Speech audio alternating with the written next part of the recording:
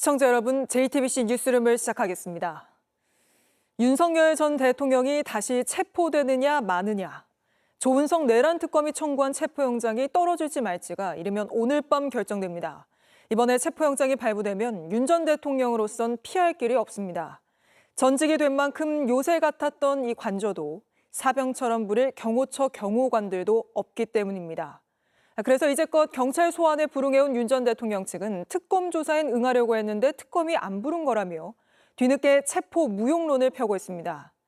이런 주장에 대해 과연 법원이 어떤 판단을 내릴지 관심이 쏠리는데 바로 서울중앙지법 연결합니다.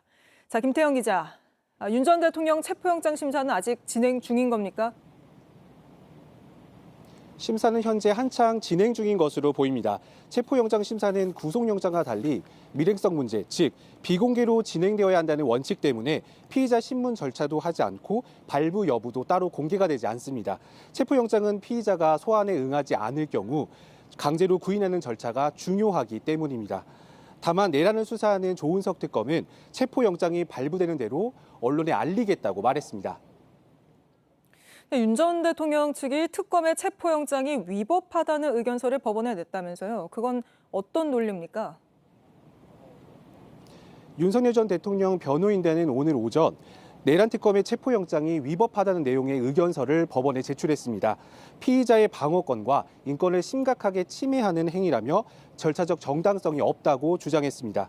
그러면서 특검과 경찰은 명백히 별개의 수사기관이라고 강조했습니다. 하지만 특검은 다른 피의자들은 모두 조사를 받았는데 윤 전 대통령만 조사에 응하지 않은 유일한 사람이라고 설명했습니다. 또 경찰의 수사를 그대로 이어받는 특검의 수사를 별개의 것이라고 볼 수 없다. 특검은 이렇게 판단하고 있습니다. 박지영 특검보는 끌려다니지 않겠다고 말했습니다. 조사에 응하지 않은 유일한 사람이고 다들 아시겠지만 특검은 수사 기한에 제한이 있고 여러 사항에 대한 조사가 예상되는 바 끌려다니지 않을 예정입니다. 네, 윤 전 대통령 측은 특검 조사엔 응할 계획이었는데 특검이 부른 적 없다. 이런 주장도 하고 있는데요. 이제껏 모든 소환 조사를 거부했던 거 아닌가요? 네, 맞습니다. 앞서 말씀드린 대로 이미 경찰의 소환 조사를 3차례나 거부했습니다. 그러면서 소환 조사가 성립될 수 없다고도 강조했습니다. 범죄가 성립될 수가 없는 부분에 대해서 지금 소환 통보를 하는 것입니다. 필요하다면 무슨 뭐가 궁금한지 해서 질문지 보내면 거기서 답할 수 있다. 그런데 이렇게 막상 체포영장이 청구되자 이제 와서 입장을 바꿔 특검이 부른 적이 없다. 특검 조사에는 응할 계획이었다는 말로 대응하고 있습니다.